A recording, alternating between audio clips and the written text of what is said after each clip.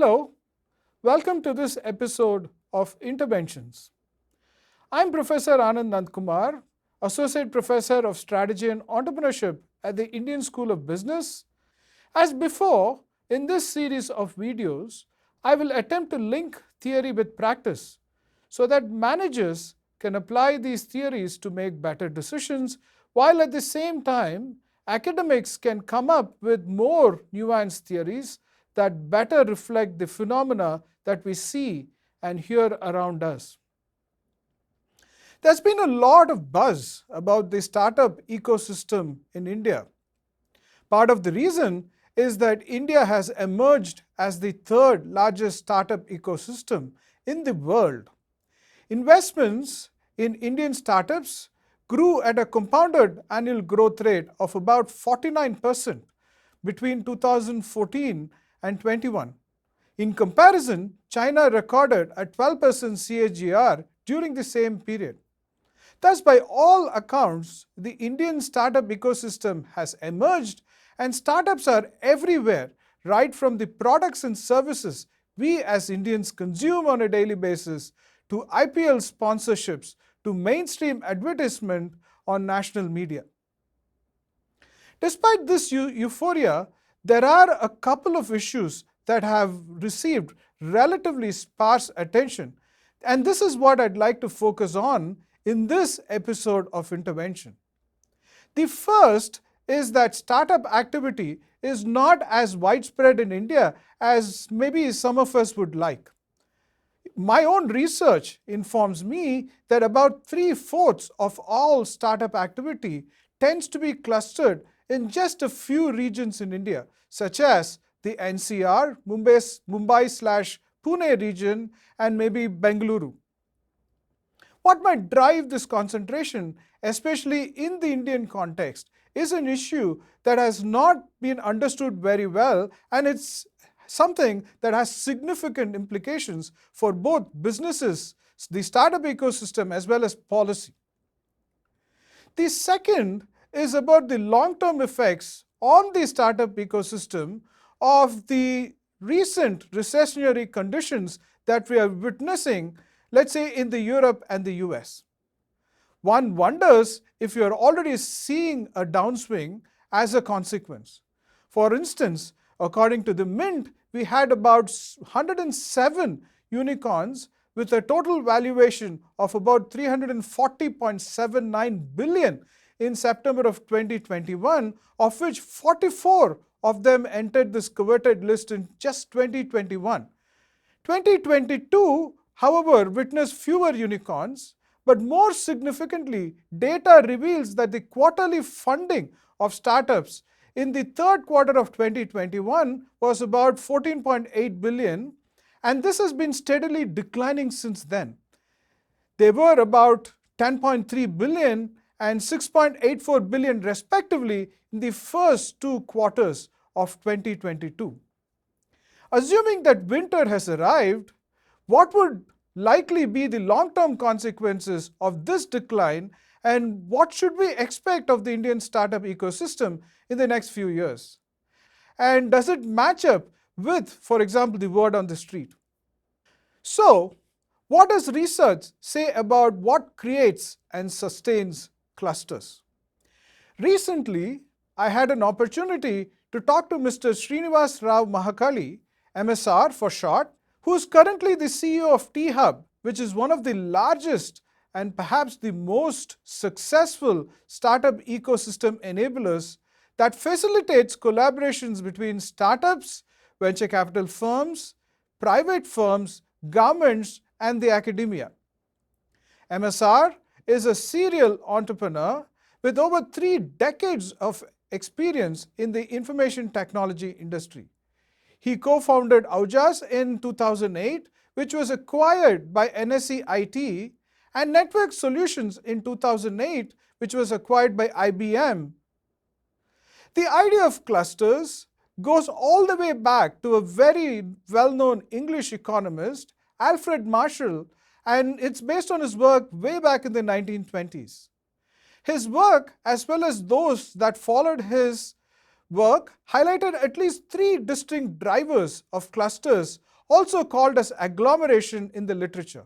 And these were knowledge spillovers, input-output linkages, and labor market pooling. Let me pick on each one of these ideas and explain these ideas in a little more detail.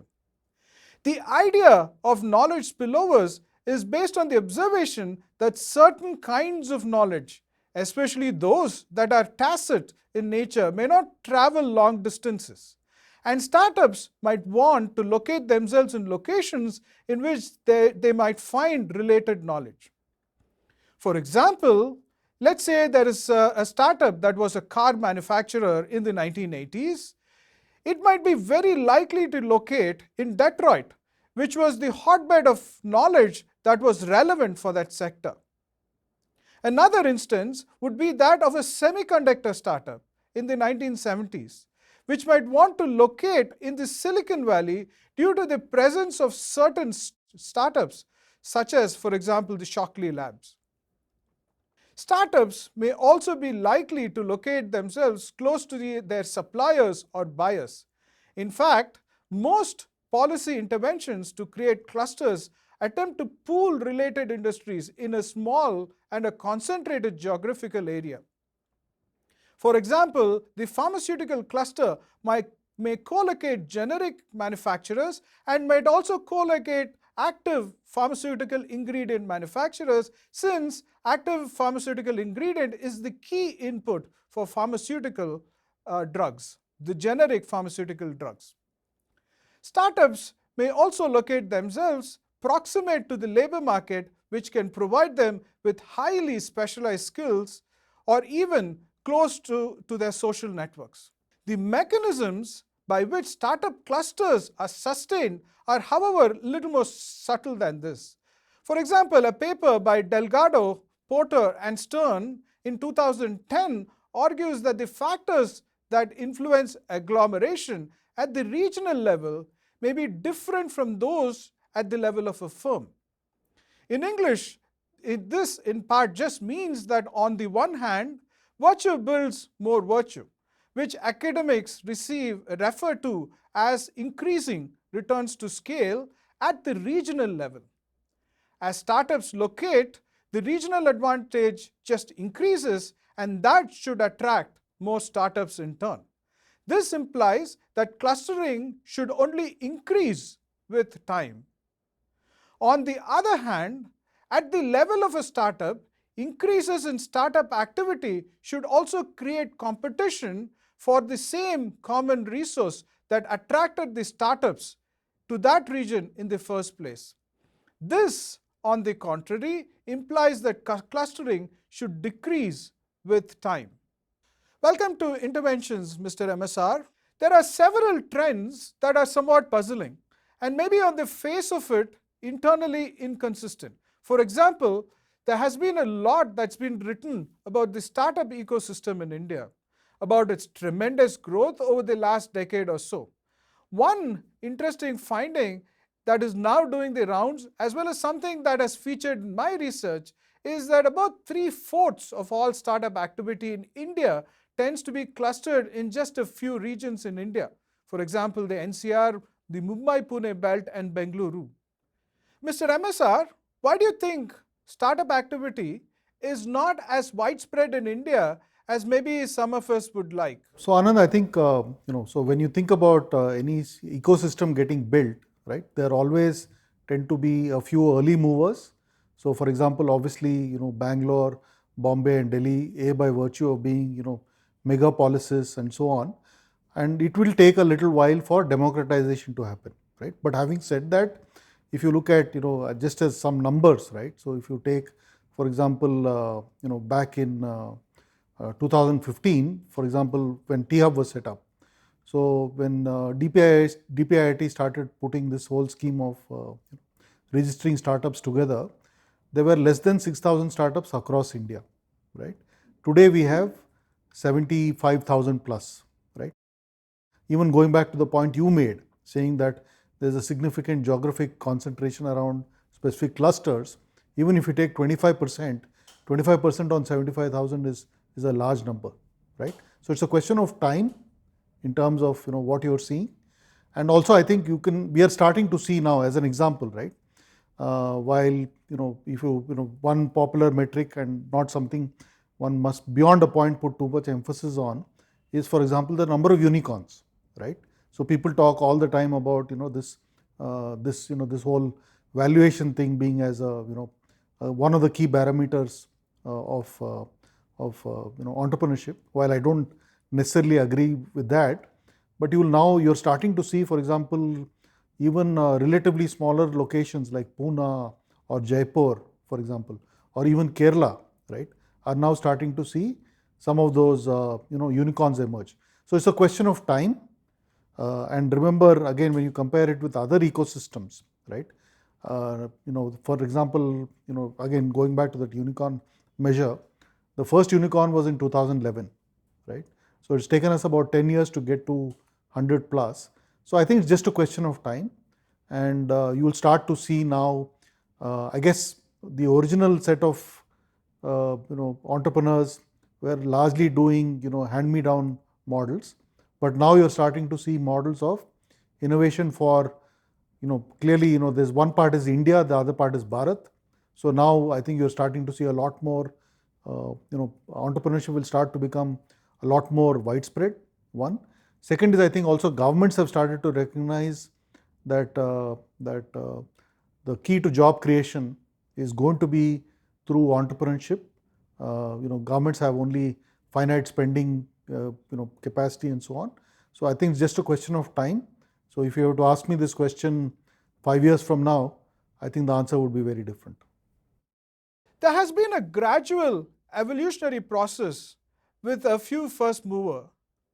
But it now appears that the concentration of startup activity is not increasing by that much, but rather the startup activity is actually spreading to other smaller cities.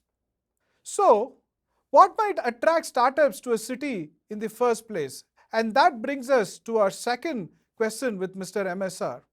Mr. MSR, how is the Indian startup ecosystem different from those in the rest of the world? Sure. So I think it's a very nuanced question, and so I guess any answer would have many flavors to it. So I'll try and answer that. So I think if you look at the first wave of entrepreneurs, a lot of it was essentially tended to be replication or duplication of pre-existing models derived from, let's say, the developed markets. So that's one part. The second is, I think, when you think about, for example, you talked about Israel, you talked about, Silicon Valley. I think obviously both locations, and there are others as well, have been at the core of innovation, right, to that extent. Now, one other metric which we should bring in here, since we're talking about innovation, is even today, I think relatively, we are still a poor country, right, relative to others. So if you look at our R&D spend, for example, right, is still a very measly, maybe between 1 and 2% is what we spend on R&D, right? Unlike markets, there, right? So obviously, to that extent, do we have, for example, a Xerox, right? Through which a lot of the innovation which we now has become commonplace, that hasn't happened. It will take a while to happen, right?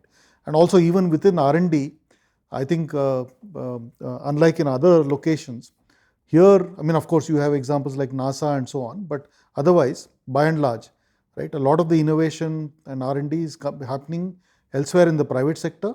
Here, it is not so much. It is starting to get better, but there's a long way to go. So that's the first point.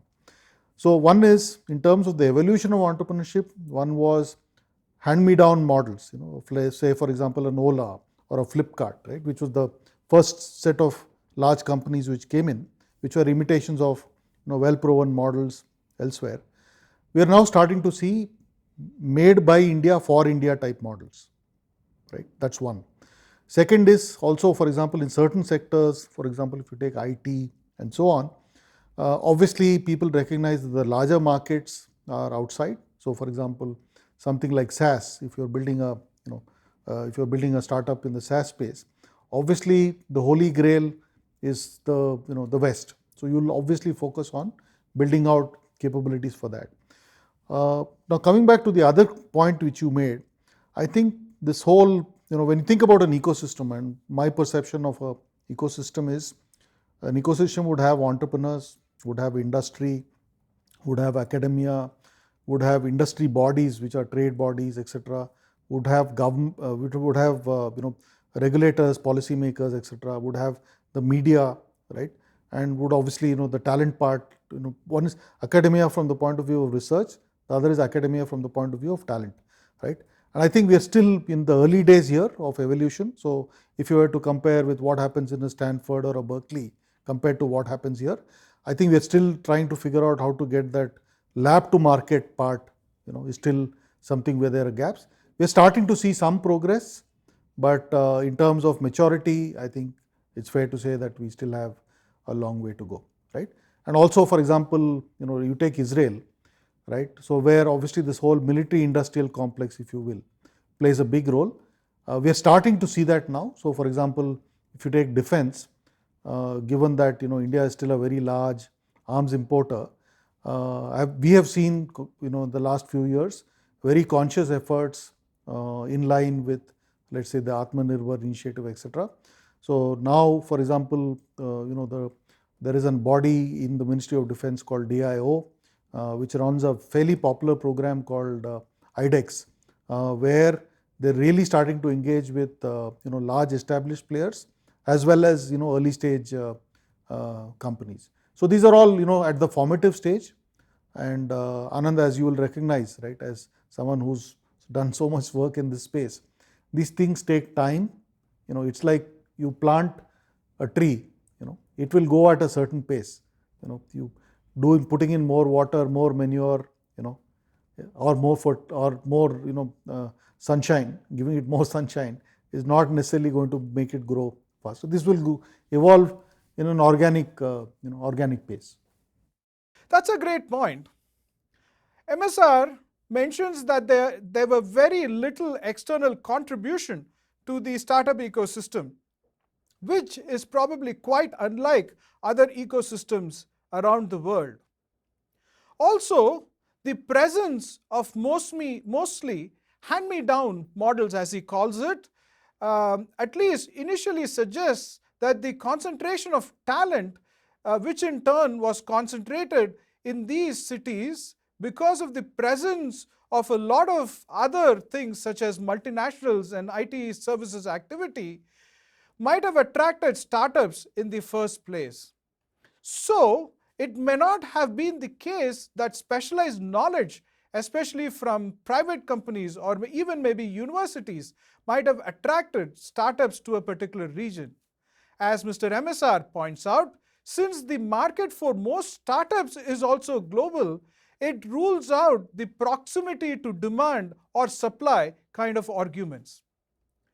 More importantly, this story suggests that there might be limits to the agglomeration of startups in India.